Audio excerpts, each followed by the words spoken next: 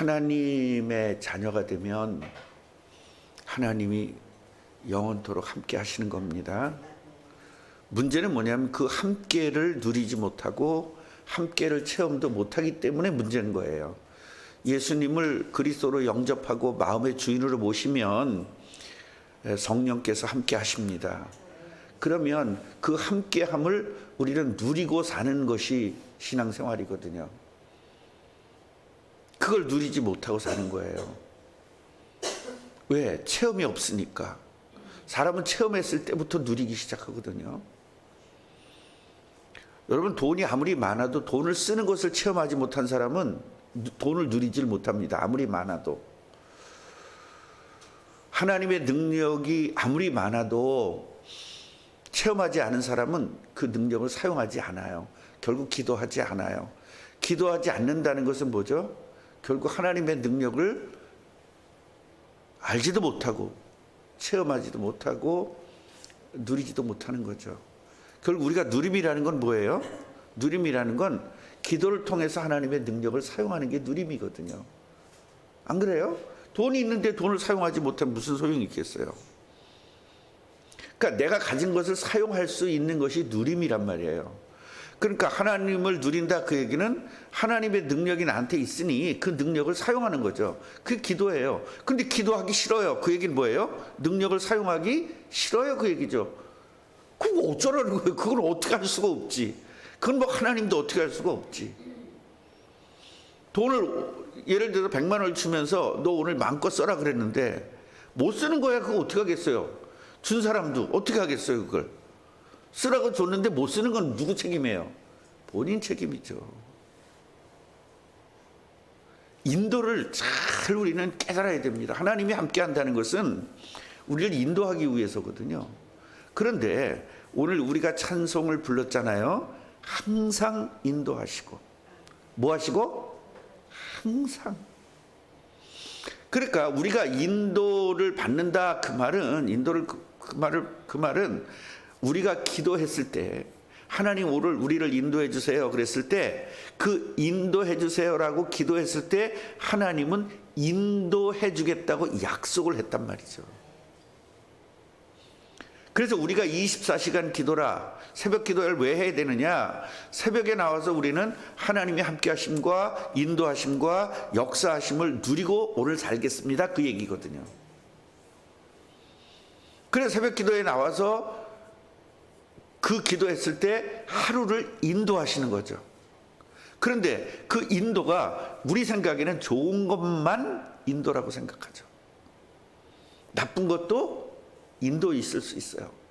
나는 이쪽 동네로 가고 싶어. 거기 가야 우리가 부자가 될 수 있고 거기 가고 싶어. 근데 하나님은 저 가난하게 되는 동네로 보낸단 말이에요. 그게 진짜 인도거든요. 왜냐하면 최선, 최고, 최적으로 인도하시기 때문에. 근데 우리 생각에는 여기 가야 된다 이 말이죠. 그 내가 나를 인도하는 거죠. 저기 보내는 건 하나님의 인도고. 근데 우리는 나의 인도는 순종하면서 하나님의 인도는 거부하죠. 이런 것들을 깨달으라고 이제 저를 보세요. 설교 들을 때 저를 보셔야 돼요. 성경을 보면 설교가 안 들려요. 자, 그래서 인도를 하나님께서 완벽하게 해주시는데 그 완벽하게 해주시는 걸 어떻게 믿느냐 이 말이에요. 믿을 수가 없잖아요. 그래서 하나님은요, 이 구약에 있는 성도들을 통해서 이렇게 인도를 받는 거야를 계속 가르쳐주고 있는 거예요. 그러니까 오늘은 누구 인도를 받는 거죠? 룻이 인도받는 것을 하나님이 보여주는 거예요. 이 부분을 우리가 알아야 된단 말이에요. 그래서 성경에 보면 말도 안 되게 인도를 해주신다 이 말이죠. 그러니까 룻이 어머니를 따르겠다라고 말했잖아요. 그 말을 했다는 건 뭐죠? 나는 이제 하나님 중심으로 살겠습니다, 그 얘기잖아요. 그 기본적인 중심이 하나님은 이 사람의 인생을 인도해요. 그럼 우리는 복음을 떠나서 복음을 떠나서 미신적으로 믿는다 할지라도, 미신적인 신앙이라 할지라도 이 룻은요 완전한 인도를 받은 거예요. 믿지 않는 사람 입장에서, 사실은 믿지 않는 사람 입장에서 보면 더 인도를 받은 거예요. 왜요? 보아스가 굉장히 부자였거든요. 부자와 결혼하니까 이건 완전 대박이잖아요. 그 안 믿는 사람들은 나를 인도했어라고 믿는다니까. 근데 믿는 사람들은 안 믿어요. 이게 우리가 지금 오늘 깨달아야 될 부분이에요. 1절을 보면 엘리멜렉의 친족으로 유력한 자가 있으니, 그런데 그 유력한 자라는 말은 굉장히 거부라는 이야기예요. 거부. 굉장히 부자란 이야기입니다. 부호, 그런 이야기예요. 거부, 부호, 이런 이야기입니다. 그러니까 룻은 지금 안 믿는, 우리가 미신적인 신앙이라도 이 사람은 완벽하게 인도받은 거죠. 왜냐? 돈 좋아하니까. 자, 그런데 여기서 그의 이름은 보아스더라, 그렇게 나옵니다. 룻이 어머니한테 이렇게 이야기를 해요. 제가 밭으로 가서 내가 누구에게 은혜를 입으면, 쉽게 말하면 내가 주술 수 있도록, 이삭을 주술 수 있도록 허락을 해준다면 그를 따라서 이삭을 주겠습니다. 그렇게 어머니에게 이야기를 하니까 어머니가 얘기하죠. 내 따라 가라 그랬어요. 내 따라 가라. 그러니까 또 똑똑한 사람들은 나오미는 며느리가 아니라 딸이었다, 이렇게 우기는 사람이 있을 수 있다 없다? 아, 있다 없다? 그래서 뭐에 속지 마라? 단어에 속지 마라. 글자에 속지 마라. 그러니까 며느리에게 내 딸아, 그러니까 우리도, 저희들도 며느리를 딸처럼 생각하거든요. 제가 딸이었기 때문에. 그 딸아, 그렇게 이야기한 것이고, 단어를 또 그렇게 쓰기도 해요. 그러니까 여러분들이 글자에 속으면 안 됩니다. 며느리입니다, 분명히. 그러니까 성경이 틀렸다는 거야. 성경이 틀렸다는 거야. 앞뒤가 안 맞는다는 거야. 여기서는 며느리라 그러고 왜 여기서는 딸이라 그러냐. 그러니까 성경은 믿을 수가 없다는 거예요. 이게 여러분, 저 다른, 나는 조그만 교회니까 상관없구나, 이제 끝날 때 됐으니까. 기장 측이 이렇게 우기고 있고요. 통합 측이 이렇게 우기고 있고, 감리교가 이런 거 하는 거예요. 성경이 완전히 하나님 말씀이 아니다. 하나님 말씀은 완전해야지. 이쪽과 이쪽이 딱 맞아야지. 저쪽은 며느리고 왜 이쪽은 딸이냐. 그러니까 이건, 성경은 하나님 말씀도 있다, 다는 아니다, 이렇게 여기는 사람들이 굉장히 많은데, 우리 교인들 중에도 이렇게 생각하는 사람들이 있는데 절대로 그것은 하나만 알고 둘을 몰라서 그렇습니다. 그래서 우리가 얄팍한 상식을 가지고 성경을 해석하거나 얄팍한 상식을 가지고 성경을 이해하게 되면 굉장히 큰 문제가 생길 수밖에 없습니다. 그래서 우리는 정확하게 알아야 됩니다. 여러분 얼마나 감사합니까? 정확한 목사가 정확하게 공부해서 정확하게 알려주니. 진짜 그러면 얼마나 편해요. 나 이런 걸 공부하기 위해서 얼마나 머리 아팠겠어요. 미라 권사님 안 그래요? 예를 들어서 하나님이 네가 이거 공부해서 네가 깨달아봐, 그래. 교회 차라리 안 다니지. 그 얼마나 지금 편합니까? 이렇게 쉽게. 자, 그래서 3절 보면 룻이 이제 여기서 베는 자라는 것을 추수하는 걸 이야기하는 거예요. 추수하는 사람들을 따라가는데 우연이라는 말이 나와요. 우연히 엘리멜렉의 친족 보아스의 집이다. 그래서 우연이라는 말이 나와요. 우연일까요? 필연일까요? 그러니까 성경은요 이렇게 이야기하고 있는 거예요. 사람들의 관점으로 보는 거예요. 쉽게 말하면 여기서 우연이라는 것은 사람의 관점으로 보는 거죠. 하나님의 관점으로는 우연이에요, 필연이에요? 필연이죠. 하나님이 완벽한 인도하는 거죠. 그러니까 사람들 보기에는 우연이죠. 예를 들면 우리가 지금 이번 달 또 이자를 못 내요. 그래서 이번 달 이자를 못 낸다를 이야기를 들었는데 어떤 사람이 뜬금없이 새벽기도를 여기를 왔다가 그 말을 듣고 우리 이자를 못 냈으니까 합심으로 기도합시다 그랬는데 뜬금없이 그 양반이 돈을 놓고 갔어. 아니 새벽 기도 오는 사람이 돈 가지고 다니지는 않잖아. 하여튼 이런 게 우연이라고 볼 수 있냐 이 말이야 이게. 우리 그런 경우 되게 많거든요. 솔직히 우리 저 LED 그거 할 때도 엉뚱한 사람이 돈 내고 간 문제 때문에 시작된 거잖아요. 몰랐죠? 엉뚱한 사람이 돈을 그냥 헌금하고 간 거예요. 그게 시작이 된 거예요. 그게 우연입니까? 하나님의 완벽한 인도죠. 그러니까 사람들 눈에는 뭐예요? 우연이에요. 그러나 하나님은 필연이라는 거예요. 제가 여러분 군대에 가가지고 진혁이를 만났는데 그게 우연이잖아요. 사람들 우연히 진혁이를 만났어. 근데 그게 필연이에요, 우연이에요? 필연이죠. 이런 것들을 여러분이 좀 알아야 돼요. 그런데 여기서 엘리멜렉의 친족 보아스에게라는 말이 나와요. 그 얘기는 뭐예요? 우연히 엘리멜렉을 보아스를 만났구나가 아니에요. 결론적으로 보면 보아스가 결혼을 하죠. 여러분 완전한 하나님의 인도입니다. 24시간 계속 인도하고 계시는데 우리는 나의 인도를 받지 하나님의 인도를 안 받기 때문에 문제인 거예요. 마침 보아스가 물어보는 거예요. 저 여자 누구니? 그렇게 물어보는 겁니다. 그랬더니 저 여자는 모압에서 온 여자인데요. 뭐 또 동네가 작으니까 금방 소문나잖아요. 모압에서 온 여자인데요.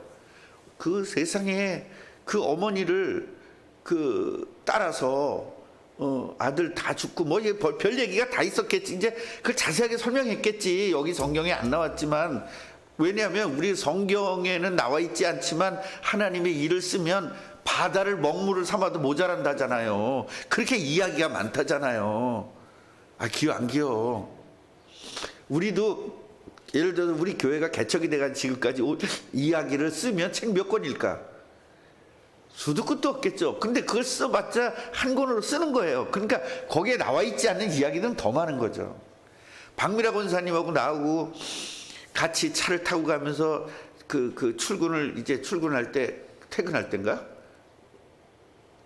같이 출근할 때인가? 하여튼 계속 직장에서 예배를 할 때 같이 타고 가면서 한 이야기들만 가지고도 그것도 책 반 권이에요. 그죠? 그런 이야기들이 되게 많잖아요. 그러니까 어머니 아들이 둘 다 죽었는데도 말고 며느리가 세상에 가지 않고 어머니를 끝까지 이렇게 봉양하겠다고 이렇게 따라왔어요. 뭐 이런 얘기를 해가지고 보아스의 마음이 동하게끔 만들었겠지. 이게 다 우연이 아니라 다 하나님의 그 프로그램 속에 있는 겁니다. 여러분 인도라는 것은 프로그램 속에 내가 들어가는 거예요. 축복의 프로그램 속에 들어가는 겁니다. 그러니까 그래가지고 여기 와가지고 이렇게 아침부터 죽는데요. 세상에 잠깐 쉬고 그냥 계속 일만 해요. 이제 이렇게 이야기를 하는 겁니다. 그러니까 보아스가 자기 친족이니까 알잖아요. 지금 이제 과부 둘만 사는 거잖아 지금 이 집은. 그러니까 이삭을 주서야만 사는 걸 알잖아요. 그런데 어머니가 안 오고 며느리가 와서 이렇게 이삭을 주면서 어머니를 공경하는구나라는 그 인간적 감동을 갖게 해요. 여러분 사람이 감동이 돼야 뭐가 이루어지거든요. 인간적 감동이 이루어지면서 하나님의 역사가 시작이 되어지는 겁니다. 같이 해보세요. 하나님의 함께, 하나님의 인도, 하나님의 역사. 이제 역사가 이제 내일부터 일어나기 시작합니다. 찡 하는 거예요. 찡 했어요. 눈으로 찡했는데 가슴이 찡해야 돼요. 이제 이렇게 이야기가 돼야 되거든요. 사실은요, 이 남자가 굉장히 부자잖아요. 굉장히 부자고, 그런데 만약에 결혼을 하면 이스라엘 사람하고 결혼해야 돼요. 저 이방 모압 여자하고 결혼해야 돼요. 그러지 이 사람들이 알고 있는데, 더군다나 과부가 해야 돼요. 처녀하고 해야 돼요. 아무리 저 박미라 권사님 이쁘다 할지라도 처녀하고 둘이서 있는데 누가 결혼해, 남자가? 당연하지. 당연히 처녀하고 결혼하지. 누가 그 영하네하고 하지 과부하고 하겠냐고요.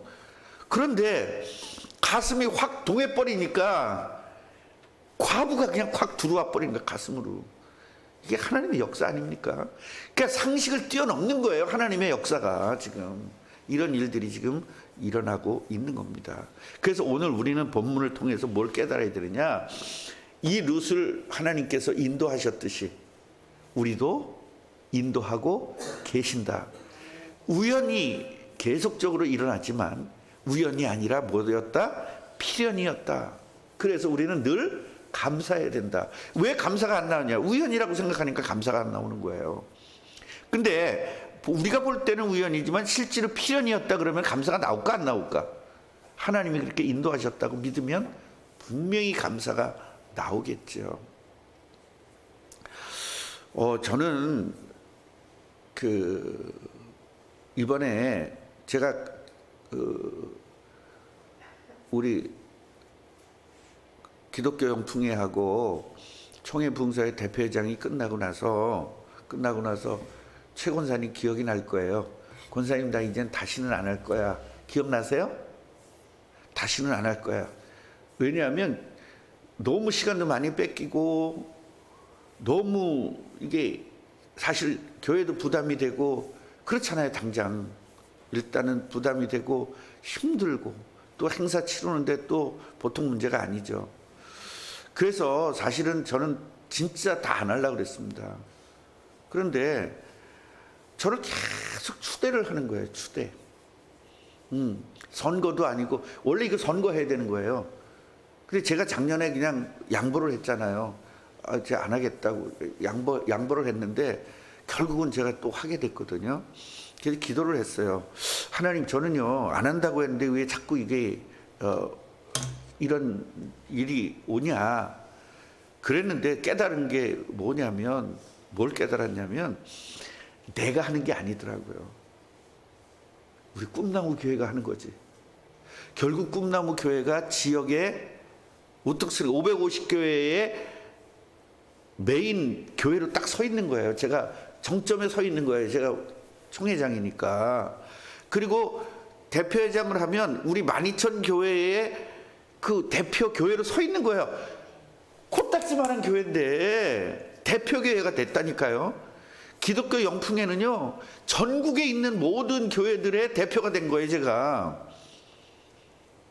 총회봉사에는 우리 교회, 우리 교단만, 영풍회는 전 교단 다 이렇게 여러분 된 겁니다. 그래서 우리 꿈나무 교회를 하나님께서, 우리 사실 꿈나무 교회 볼 게 뭐가 있어요. 맨날 그저 이자도 못 내가지고 빌빌하고 있는 교회인데, 그런데요 저는 뭘 깨달았느냐, 안디옥 교회를 보게 된 거예요. 예루살렘 교회는 2만 명 이상이 모였거든요. 얼마나 컸겠어요. 그런데 그 교회가 다 어떻게 됐어요? 완전히 그냥 파산이 됐잖아요. 그리고 안디옥 교회에 유력한 인사 5명밖에 없었다니까요.